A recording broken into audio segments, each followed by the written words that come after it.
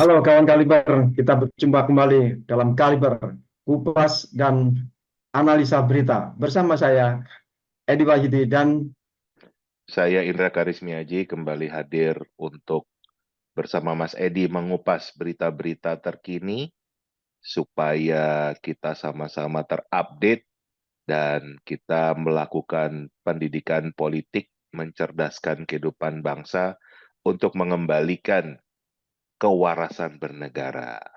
ya, makanya kita selalu menyajikan berita-berita yang aktual dari media-media yang terpercaya dan terverifikasi oleh Dewan Pers, bukan hoax. Betul. Iya. Hari ini kita bahas apa nih Mas? Kayaknya banyaknya masih seputar suasananya Lebaran, jadi masih belum belum panas nih mesin politik, berita-berita Iya. politik kita. Tapi kayaknya tetap ada ya beberapa yang bisa kita Ah, angkat. iya, sebentar lagi kan MK sudah memutuskan sidang sengketa pemilu, Mas, khususnya Pilpres yang seru ya. Ya, Hmm. satu minggu lagi ya, tanggal 22 Iya, minggu depan nah, ini. Nah, ini berita apa ini Mas yang mau kita bahas sudah hari ini? banyak pemanasannya ini nanti. Ini ada Amnesty Indonesia desak pembentukan pengadilan rakyat sebelum putusan sengketa pemilu 2024 oleh MK. Saya ambil dari TV One News, tv1news.com.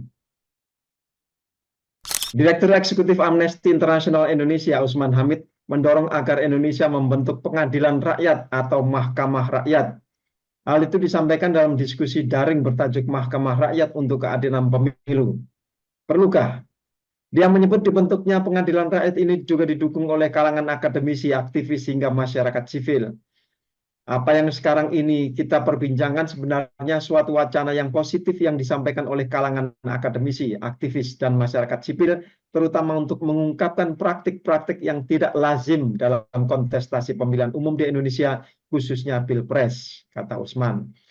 Usman lantas menceritakan soal pengadilan rakyat yang digagas oleh filsuf asal Inggris Bertrand Russell pada masa Perang Vietnam tahun 60-an. Dia menjelaskan Russell membentuk pengadilan rakyat karena keadilan di tingkat dunia mengalami kebuntuan terkait kejahatan perang Vietnam. Ia lantas menilai pengadilan rakyat bisa menyelidiki ihwal dugaan cawe-cawe Presiden Jokowi dalam Pilpres 2024 dan dugaan ketidaknetralan Jokowi terhadap salah satu paslon. Itu berita pertama, Mas. Ada dua berita ini, Mas. Oke, Satunya dari satu lagi. Perludem.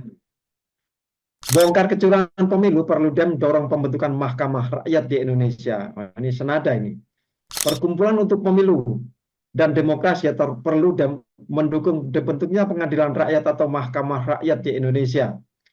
Anggota Dewan Pembina Perludem Titi Anggraini mengatakan, Pengadilan Rakyat dibentuk untuk mengusut dugaan kasus-kasus kecurangan pemilu di Indonesia. Dia pun menyebut Pengadilan Rakyat pernah dibentuk di Malaysia. Dalam prakteknya, yang harus kita pastikan bukan hanya pemilu yang reguler, tetapi juga pemilu yang autentik, pemilu yang genuine, pemilu yang luber jurdil, yang apa luber jurdil tadi. Gitu. Menurut dia, pengadilan rakyat juga bisa dibentuk sekarang untuk memeriksa kecurangan pemilu 2024. Dia menjelaskan partisipasi dan peran masyarakat untuk mengawal pemilu itu bisa dilakukan melalui pengadilan rakyat. Ya. Pasalnya, kata Titi, sejumlah masyarakat memiliki keraguan terhadap proses di lembaga formal. Ini yang penting nih. Kita garis bawah ya, lembaga formal nggak dipercaya sama masyarakat. Ya, Mas Indra gimana? ya ini kan berulang kali kita angkat ya. Pentingnya kita punya legitimasi, punya kepercayaan dari rakyat dalam mengelola negara ini. Dan saya sepakat dengan desakan Amnesty Indonesia maupun Perludem untuk rakyat yang betul-betul ingin Indonesia itu dikelola secara baik sesuai dengan Pancasila, sesuai dengan Undang-Undang Dasar 1945, itu memang membentuk pengadilan rakyat.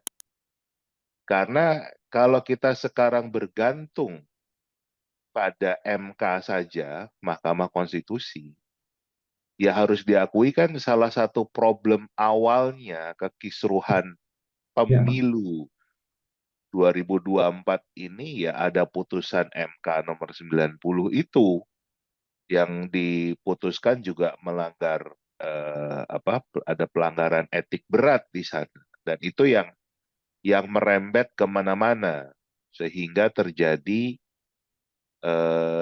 dugaan-dugaan kecurangan-kecurangan selama pemilu, money politics, kemudian politik gentong babi ya, pork barrel politik itu dengan munculnya bansos yang sebetulnya juga dipertanyakan manfaatnya, sistem distribusinya, penerimanya, dan berujung pada angka eh, hasil pemilu yang sepertinya itu sudah disetting di angka 57%, 58%, sehingga nggak bisa diotak-atik lagi kalau kita berhitungnya secara angka kan.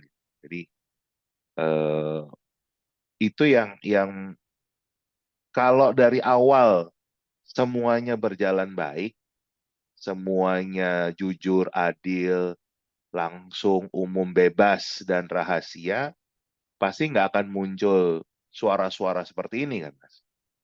Jadi ya, menariknya nih kondisi perpolitikan Indonesia sekarang itu sepertinya semua orang itu sudah tahu kalau memang ada kecurangan yang luar biasa terjadi, kan? Dan eh, sangat terbuka.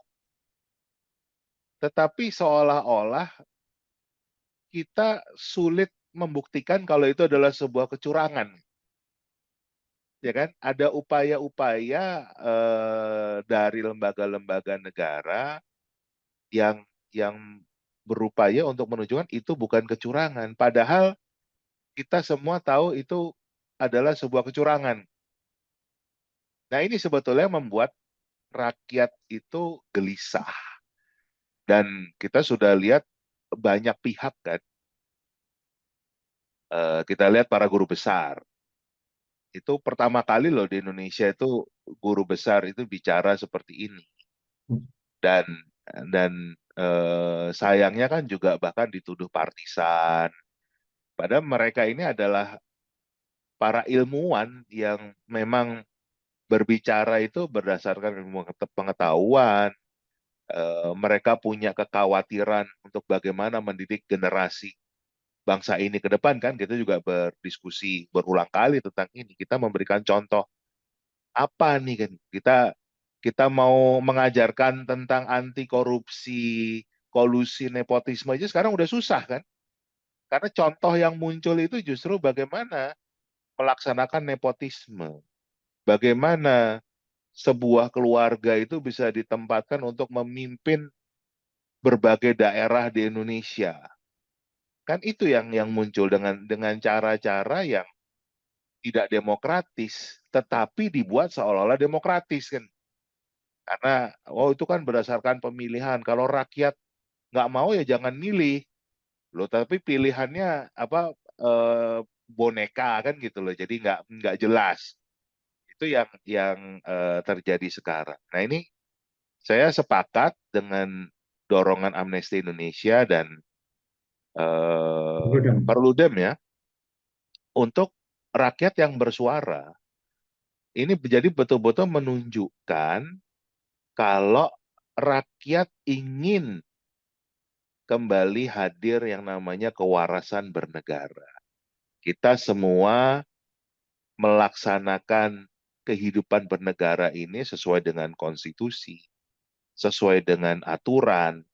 Jadi tidak diotak-atik untuk mengakomodir kepentingan satu orang, satu keluarga, satu kelompok, bukan itu. Nah, kalau saya mendorong sekali nih Mas, supaya masyarakat juga punya kepedulian, karena ini akan berhubungan dengan masa depan kita bersama. Kalau ini kita biarkan, ya, Indonesia akan semakin rusak. Indonesia akan semakin menjadi negara yang tidak sesuai dengan cita-cita kemerdekaan. Jadi apa gunanya kita merdeka kan gitu kalau kalau ternyata dikelola bahkan lebih parah dari kolonialisme dari Belanda dulu, ya kan? Kita nggak bisa berpendapat, kita tidak punya kesempatan untuk melaksanakan demokrasi yang jujur, kan? Semuanya diatur untuk kepentingan mengakomodir kepentingan kelompok tertentu. Nah ini saya dorong terus nih, mumpung kita masih punya 1 minggu, ya kita rakyat ini harus menggalang kekuatan, harus bergandengan tangan untuk menuntut keadilan, untuk menuntut bagaimana pemerintah itu bisa dipercaya oleh rakyat, siapapun Ya, orangnya. Jadi ya, kita nggak melihat apakah itu Pak Prabowo-nya atau yang lain, ya. Jadi bukan masalah Pak Prabowo-nya nih kan gitu, yang sekarang menjadi presiden terpilih versi KPU ya, hitungan KPU. Jadi bukan masalah Pak Prabowo-nya. Pak Prabowo kalau memang memang dipercaya oleh rakyat, itu pasti akan didukung. Ini yang jadi masalah adalah proses Pak Prabowo itu menang, itu banyak dugaan-dugaan kecurangan yang dilakukan oleh alat-alat negara. Dan itu yang sangat tidak tidak sesuai dengan cita-cita kemerdekaan. ya. Nah, ini penting untuk kita menggalang persatuan di sini untuk bergerak menuntut keadilan, menuntut kejujuran, menuntut kembalinya pemerintahan yang sesuai dengan aturan konstitusi Pancasila sebagai dasar negara kita. Tapi ada bahayanya juga, Mas. Ya, apa itu, Mas? Bahayanya juga. Nah, kita sudah melihat ya beberapa kali ada demo yang dilakukan oleh masyarakat, ini tiba-tiba muncul demo tandingan. Nah, ini yang kita harus waspadai, karena tadi memang mereka-mereka yang melakukan dugaan tindakan kecurangan ini tidak rela untuk melepaskan kekuasaannya, ya kan, kewenangannya, jabatannya, mungkin juga penghasilannya kan gitu. Mereka khawatir kalau terjadi perubahan kekuasaan, semua ini akan hilang. Jadi mereka akan berdaya upaya bagaimanapun mereka tetap berkuasa. Nah, cara yang paling mudah dilakukan adalah membentur-benturkan rakyat kita sendiri. Ini Ya, ilmunya sama dengan ilmunya Belanda. Belanda dulu kan yang datang pertama kali itu hanya sebuah perusahaan. iya. Bukan negara Belanda yang punya kekuatan militer, tapi hanya Perusahaan dagang. perusahaan dagang yang tujuannya berdagang, tetapi dalam sejarah kita tercatat mereka ini datang sebagai penjajah. Padahal faktanya sebetulnya yang dilakukan adalah mereka mengadu domba bangsa Indonesia untuk saling berperang sendiri, berantem sendiri, dan mereka mengambil keuntungan. Nah, sepertinya pola ini juga masih dipakai dengan munculnya demo-demo tandingan, orang-orang yang dimunculkan untuk seolah-olah berseberangan dengan apa yang menjadi aspirasi rakyat untuk menuntut pemilu yang jujur, adil, luber ini. Nah, itu yang kita harus berhati-hati karena itu pasti muncul. Nah, mudah-mudahan sih diskusi kita hari ini juga menyadarkan mereka kalau jangan hanya mementingkan kepentingan sesaat. Mungkin hari ini mereka dibayar, mungkin mereka dijanjikan posisi, jabatan, atau apapun lah ya. Tapi apakah memang ini akan bisa bertahan selama-lamanya? Yang sedang kita perjuangkan ini adalah bagaimana negara ini bisa adil untuk semua, makmur untuk semua. Itu aja sih yang kita harapkan adalah negara yang dikelola secara adil, sehingga kemakmuran itu tidak hanya lari ke kelompok tertentu, keluarga tertentu, tapi untuk seluruh rakyat Indonesia. Itu yang Ya, harus kita persiapkan, karena pasti akan muncul kelompok yang akan dibenturkan dengan rakyat kalau memang, dan mereka akan mengatasnamakan rakyat juga, ya kan? Nah itu apalagi jangan sampai nanti ada korban, sampai kekerasan. Janganlah kita kita kalaupun mau menyuarakan ya yang damai, karena eh, Mahkamah Rakyat ini, Pengadilan Rakyat ini juga harapan saya timbulnya dengan cara yang damai ya, bukan dengan, nggak perlu anarkis kan gitu. Nah juga ya. yang harus hati-hati, nanti ada penyusup-penyusup juga nih Mas. Nah, ya kan gitu, yang seolah-olah Mahkamah Rakyat atau Pengadilan Rakyat ini anarkis, padahal ya bagian dari kelompok tadi yang memang disusupi untuk membuat keonaran. Ini hal-hal yang harus kita sadari bersama, desainnya seperti itu. Ya, setuju Mas. Saya juga setuju dan kita harus mendorong apa namanya usulan dari Amnesty International maupun Perludem itu membuktikan bahwa rakyat sipil itu belum menyerah. Kita masih terus berjuang untuk melawan ketidakadilan, untuk melawan kesewenang-wenangan dalam bernegara ini. Gitu. Makanya kalau misalnya lembaga-lembaga formal pemerintah itu sudah tidak bisa dipercaya, ini yang bahaya. Nanti rakyat yang akan bergerak. Makanya seperti Mas Indra katakan, kalau rakyat bergerak, ini pasti ada benturan nanti. Rakyat yang satu mengatasnamakan kepentingan negara, satunya juga sama mengatasnamakan kepentingan negara, tapi satunya itu pasti ada rekayasa ini, pasti ada cuan-cuannya ini, berbaunya begitu, selalu begitu. Kita kan sudah nggak asing kalau di lapangan demo ya, mulai 98, saya juga ikut terjun di jalanan untuk apa namanya menggulingkan pemerintahan yang waktu itu kita nilai semakin besar kesewenang-wenangannya. Gitu. Nah, ini tidak menutup kemungkinan itu nanti rakyat juga akan bergerak dengan tuntutan yang serupa kayak 98 ini. Seperti dejavu. Ini saya lihat kondisinya sudah hampir sama. Ini rupiah juga makin merosot gitu kan. Krismon mungkin bisa saja terjadi. Kemudian lembaga-lembaga pemerintah dinilai sudah tidak lagi memihak pada rakyat, tetapi lebih pada kekuasaan.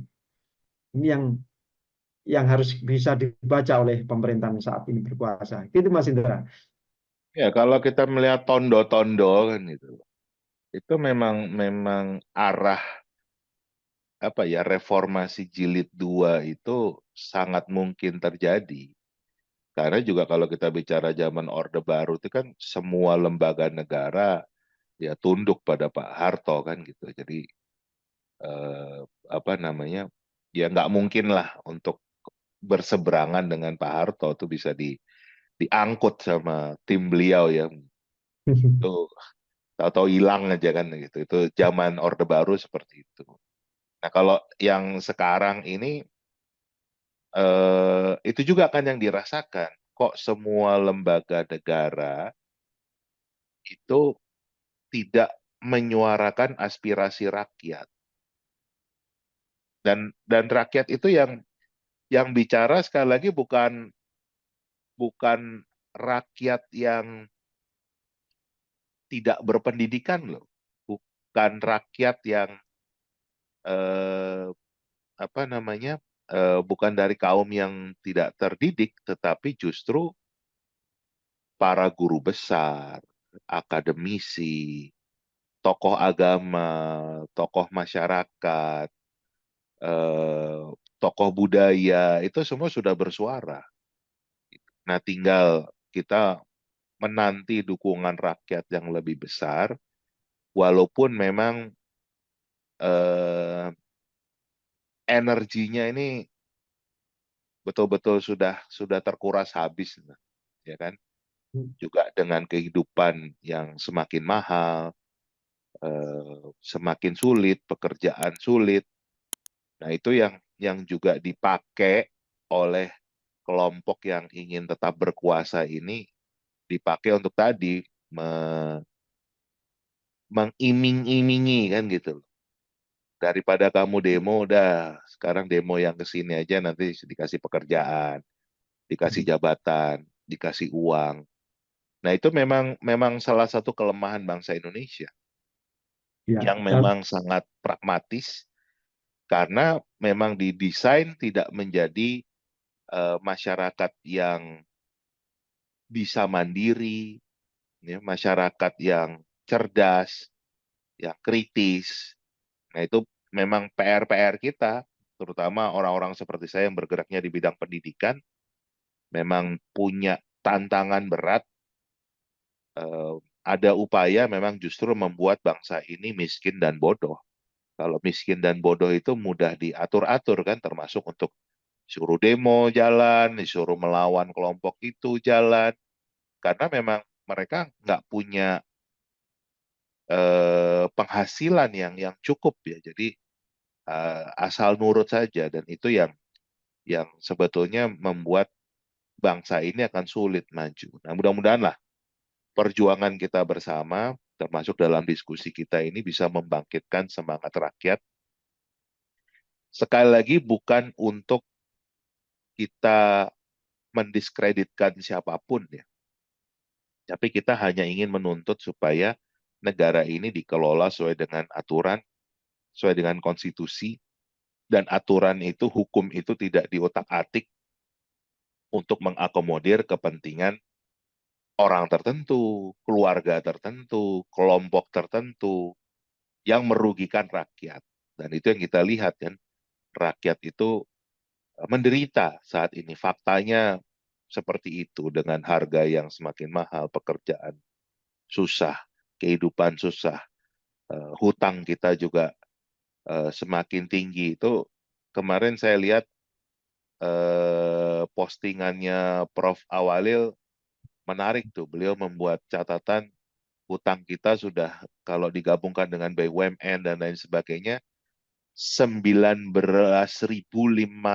triliun hutang. Jadi nggak cuma 8 ribuan triliun, tapi 19.500 triliun. Wah, itu kan yang bayar kita, anak cucu kita, Mas. Ya kan? Yang eh, ngeri lagi kan kalau utang itu dipakai buat membiayai bansos yang kemarin dipakai untuk memenangkan salah satu paslon kan. Jadi kan betul-betul kecurangan ini dibebankan pada rakyat gitu. Itu kan yang menurut saya kacau sekali. Nah, itulah mudah-mudahan rakyat tergugah ya. ya, Bukan kita provokasi, tetapi justru kita ingin untuk rakyat bersatu menuntut apa yang sesuai dengan amanat konstitusi, apa yang ya. sesuai dengan dasar negara kita. Sebatas itu aja. Oke. Dan beberapa hari ke depan ini kita bertumbuh pada keputusan MK untuk mengambil keputusan yang seadil-adilnya yang bisa diterima oleh logika berpikir orang waras. Gitu Mas ya. Betul. Nah itu, Baik. tapi kelihatannya kan kita nggak bisa bergantung pada mereka nih, Mas. Karena tadi kan awal awal dari kekacauan ini pun mulainya di MK. Ya kita berharap lah, mudah-mudahan hakim-hakim yang sekarang, karena sudah tidak ada paman di sana yang ikut mengadili ya, itu bisa lebih adil, bisa lebih eh, menyuarakan isi hati rakyat ya, sesuai dengan keinginan rakyat. Tapi juga Ya, justru yang paling penting, rakyatnya nggak bisa tinggal diam nih. Rakyat harus bersuara, harus bergerak mengawal ini. Kalau ternyata tidak sesuai dengan harapan, ya tadi sepakat saya dengan Amnesty Indonesia, sepakat dengan Perludem, ya kita harus membentuk pengadilan rakyat. iya. Baik, kawan Kaliber, Anda juga bisa berkomentar, menyatakan opini Anda. Setuju apa enggak dengan pembentukan Mahkamah Rakyat atau Pengadilan Rakyat yang diusulkan Amnesty International dan Perludem? Tulis komentar Anda di kolom komentar di bawah ini. Sekian perjumpaan kita. Terima kasih Mas Indra, terima kasih kawan Kaliber. Sampai jumpa. Sampai jumpa.